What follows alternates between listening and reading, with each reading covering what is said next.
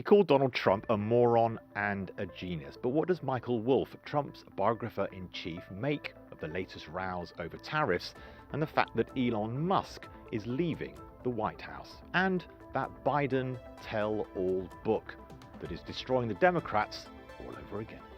This is where he wants to be. This is what makes Donald Trump. The conflict. That's what makes reality television. The conflict.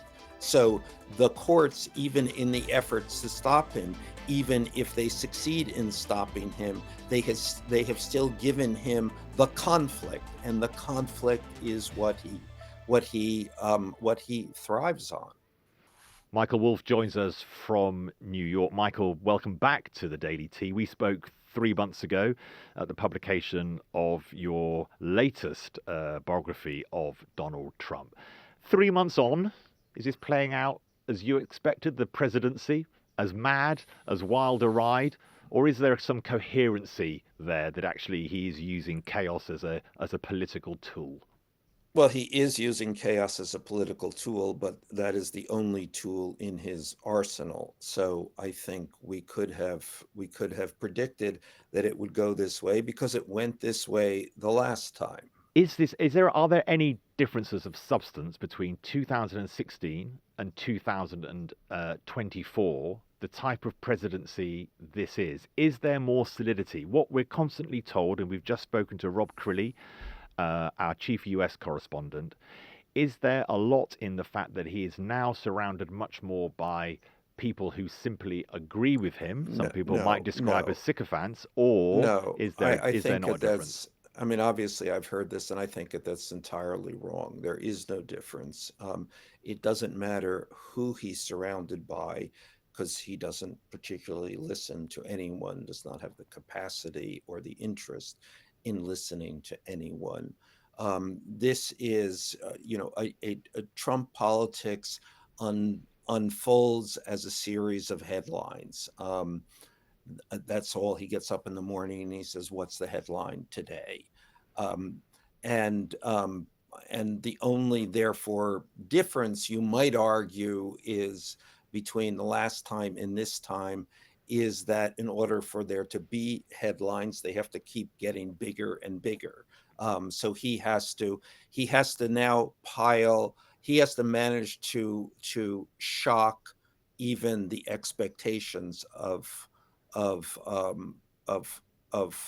what are otherwise shocking Trump headlines. So he has to Trump himself constantly, which I think he is doing. One thing I spoke to Rob Krillley about was this accusation made against him, which I think is an interesting new flank opened up against Donald Trump, which is TACO. Trump always chickens out. So he makes these big announcements on tariffs, Liberation Day, this is what he's going to do to the world. And almost instantaneously, when the bond markets respond, when the stock markets respond, he withdraws. Well, he does a new deal. Well, that's absolutely true. But it's not. It is not true that this is new. Remember the wall that never got built. He doesn't. There is a separation, in if not in his mind, and there may be in his mind too, between headlines and outcome. Outcome is the details, which he's not interested in. And the headlines, if the headlines get too bad, well, we go on to the next set of headlines. So, Elon Musk for 3 months dominated this space.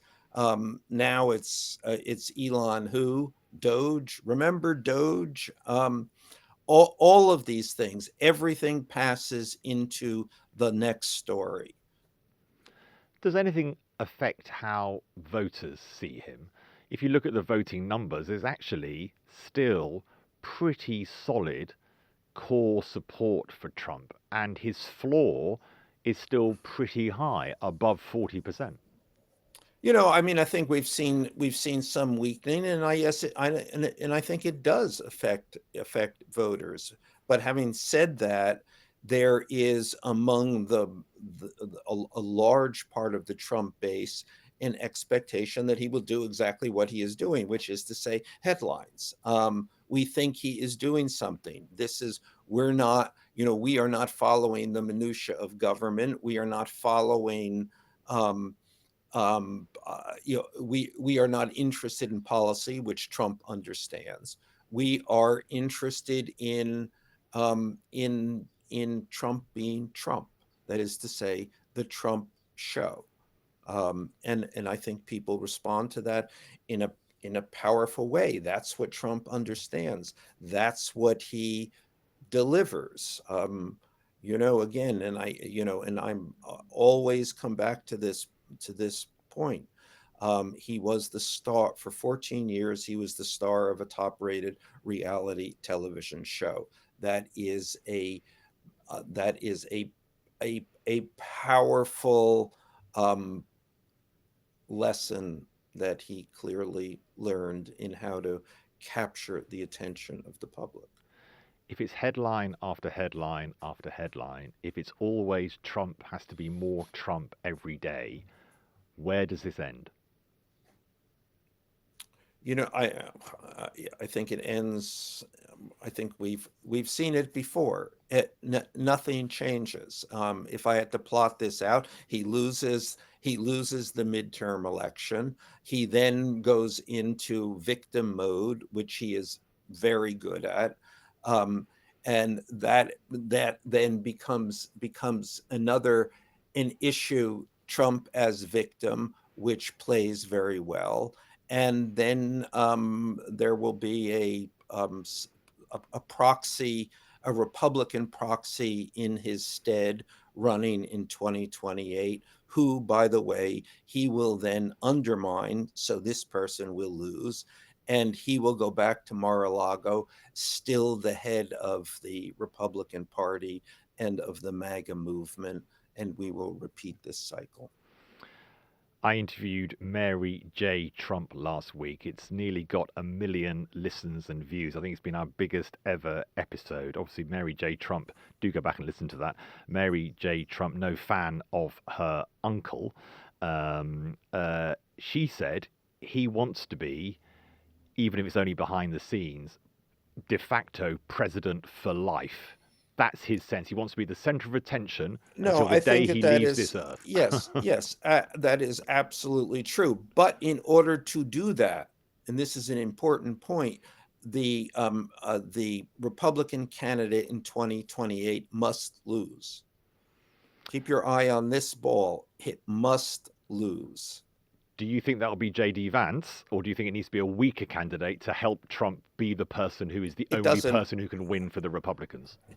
It doesn't really matter who it is out of the Trump collective. Let's call it, because he will undermine them. J.D. Vance will be and functionally is just another version of Mike Pence, who, as we recall, not only did he undermine, but actually, I think at one point he almost um, terminated.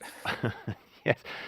Now, you've written wonderfully in the past about Trump's obsession with wealth, of course, and if nothing else, he's been very successful at accreting that during this presidency. The Qatari plane, you described in previous books that you've written about him, that aeroplanes are Trump's central obsession. This Qatari gift, £400 million new jet for the use of the president, but actually a personal gift to Donald Trump. Donald Trump must be very happy about that, is he not? Extremely happy. I mean, he's overridden all norms, conventions, opprobrium, even in his own party to take this plane. He was going to take this plane no matter what. Can anyone stop him? The big story this morning is about the US Court of International Trade saying that his across-the-board tariffs, they should be abandoned, trying to block them. Can the legal system block him, do you think? Harvard, of course, taking legal action against Trump's campaign against that Well, august institution. sure. Let me parse that a bit. Yes, the legal system can frustrate him and in many ways and in many aspects stop him. But what he is really achieving here is, um, and this is a variation on the headline point, but this is what achieves headlines, is conflict. So they are everybody. This is where he wants to be. This is what makes Donald Trump, the conflict. That's what makes reality television, the conflict. So the courts, even in the efforts to stop him, even if they succeed in stopping him, they have still given him the conflict, and the conflict is what he thrives on. So they've not defeated him, they've just made him stronger. He loves headlines, Donald Trump. One of the few moments when he's actually lost the news cycle is this new book has come out, Original Sin. It is about the run up to the last election from the point of view of the Democrats, Joe Biden, very, very critical, saying that it was a conspiracy by not only those around Joe Biden, but possibly some members of the media to cover up just how poor a candidate to be the next president of the USA Joe Biden was. Are the Democrats in any fit state, given the controversy that has raised and the new focus on why were the Democrats so bad in the run-up to the 2024 election? Why did Kamala Harris was only given 100 days to campaign? Why did she campaign like she did? Is there any route for the Democrats to go back? You say that Trump will lose, but looking at the Democrats at the moment, they are cratered and they do not appear to be making a new case for themselves against Donald Trump. Well, two points. I mean, the Republicans will lose not because of what the Democrats do in 2028, but because of what Trump does. That's his issue, not to let another Republican take over. But having said that, I absolutely, the Democrats are as far out of this real conversation as it's possible to be, and the focus on Joe Biden is just another part of that. Joe Biden is not the issue here. Joe Biden is at best a peripheral story. The story is Donald Trump has reinvented American politics, has reinvented what it means to be an American politician, has reinvented how you communicate with the American public. And for the Democrats just sit there and go with their mouths open. They have no idea what to do about this, no idea how to think about this. So it's like, let's blame Joe Biden. We'll continue to blame Joe Biden until we get a better idea. Why are the Democrats so poor at understanding these new realities that you are describing? Well, because I think that they've been good at their jobs. They believe in their jobs. They see their jobs in a very straightforward and conventional framework. And then some other guy came along and completely reinvented everything. They don't know how to do this. They know how to do politics, and as we've always done it. Go on, you give boring speeches, you talk about boring policy, you bore everyone to death. That's what they know how to do, and they know how to do that very well. The most boring people on earth. But they don't know the other thing. They haven't spent 14 years as the star of a top-rated reality television show.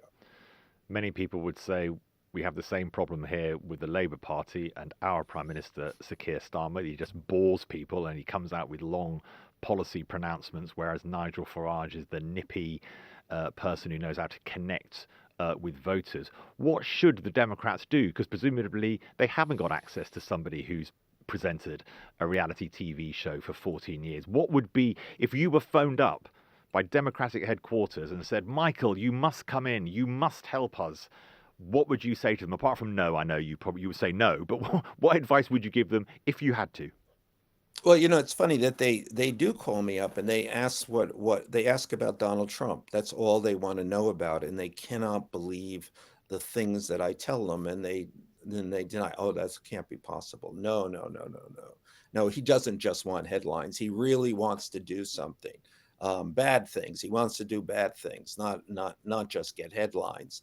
And I go, okay, play it your way. I don't know. I think that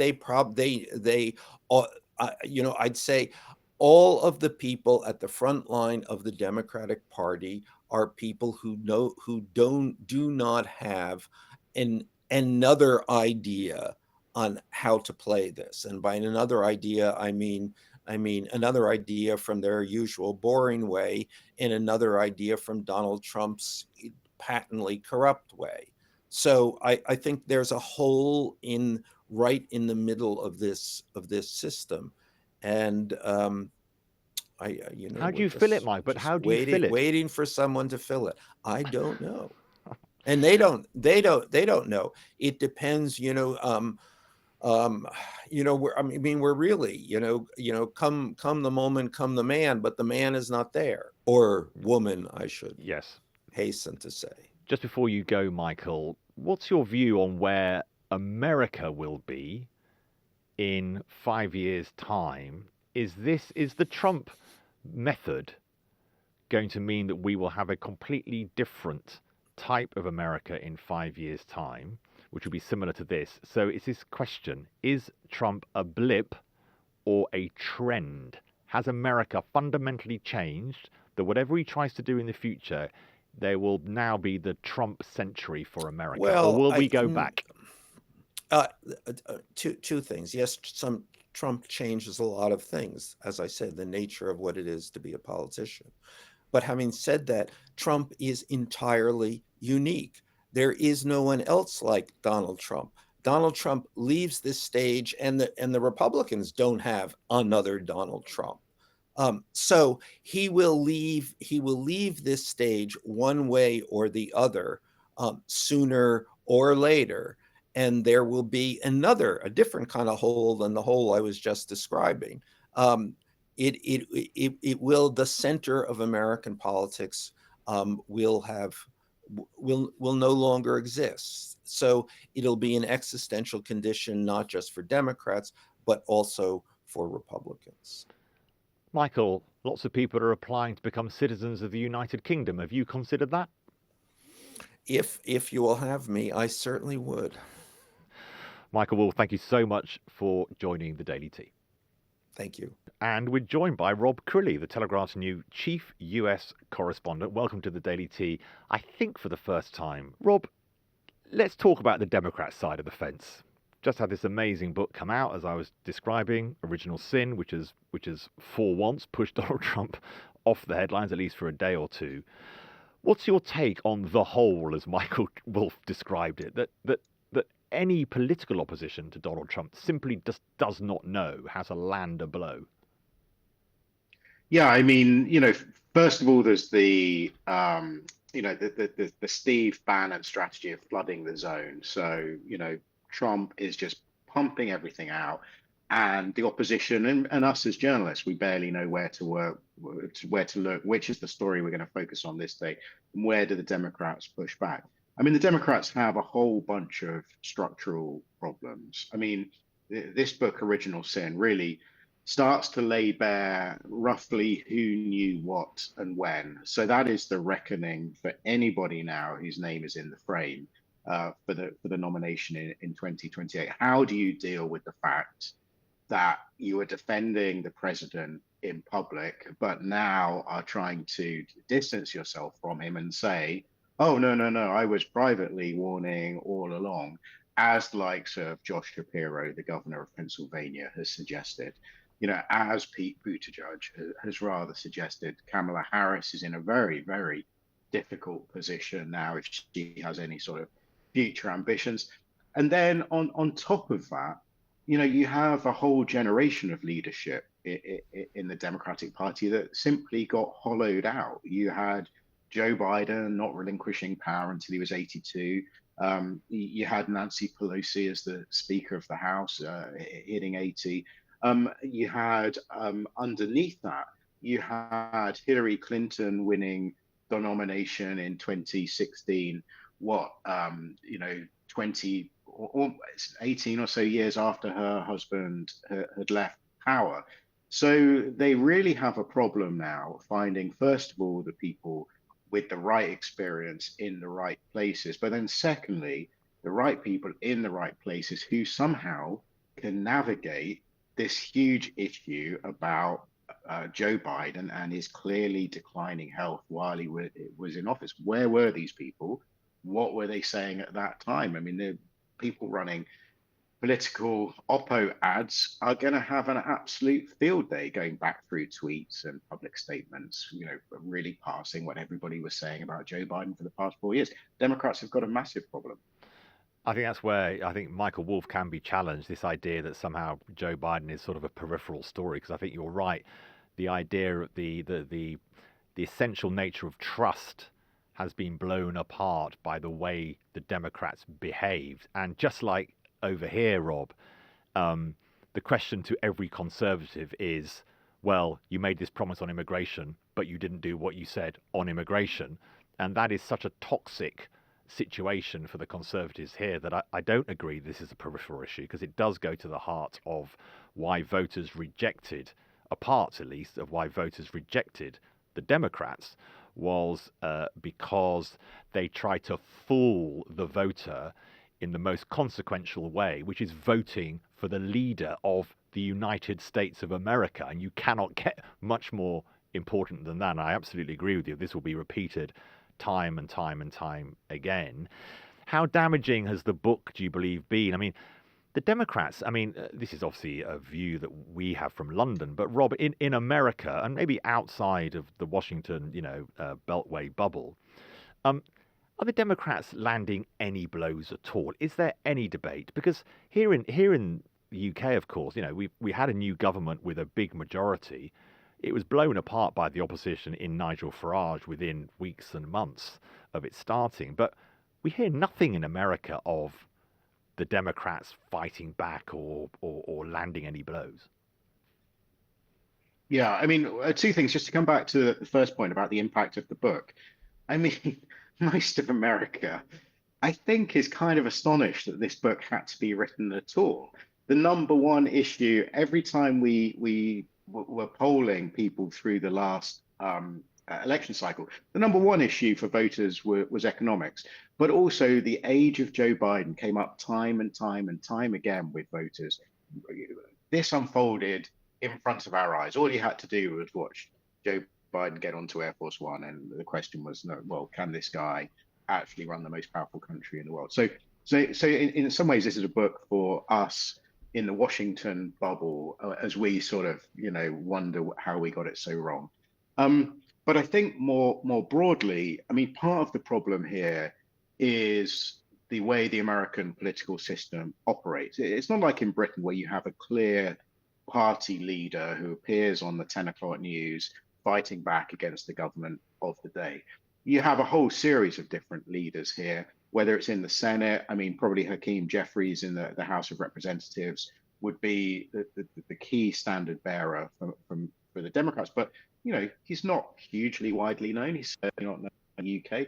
And until we get to the Democratic primary race, and until somebody is nominated as the runner for the 2028 presidential election, there isn't that single unified voice. The Democrats also hugely split. I mean, all the energy at the moment is with the far left. I mean, I don't know if you've picked this up back home, but Bernie Sanders is out. I mean, he's still going, and you could ask about his age, but he's out there with Alexandra Ocasio-Cortez, one of the real rising stars of the Democratic Party in the House of Representatives. And they're out there getting greeted like rock stars when they put on their shows across the country. But they're probably not going to be the ones who are running in 2020. I mean, I say that. I mean, who knows? They do have a groundswell of support. So I'm not sure the Democrats know who they are. They've never really recovered from the collapse of their positions on identity politics, which the Republicans have exploited so incredibly well for the past 4 years, 6 years. Donald Trump has built this incredible coalition, drawing most notably, I think, this past election on union support. Which really, I think, was the real killer for Democrats in the last election. So the Democrats have got to somehow, in a real hurry. The midterms are barely a year away. Somehow they've got to rebuild, first of all, their coalition, and then find their voice. But you're absolutely right. The opposition to what Trump is doing at the moment is coming through the courts. Is coming through activist groups, but I'm not seeing it from the Democratic Party.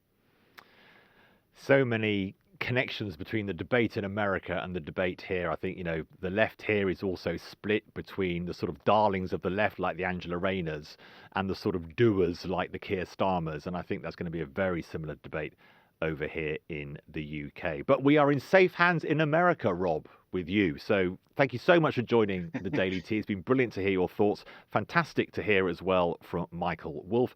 We'll be back tomorrow, 5 o'clock, with an exclusive interview with the UK's Israeli ambassador as the war against Hamas continues.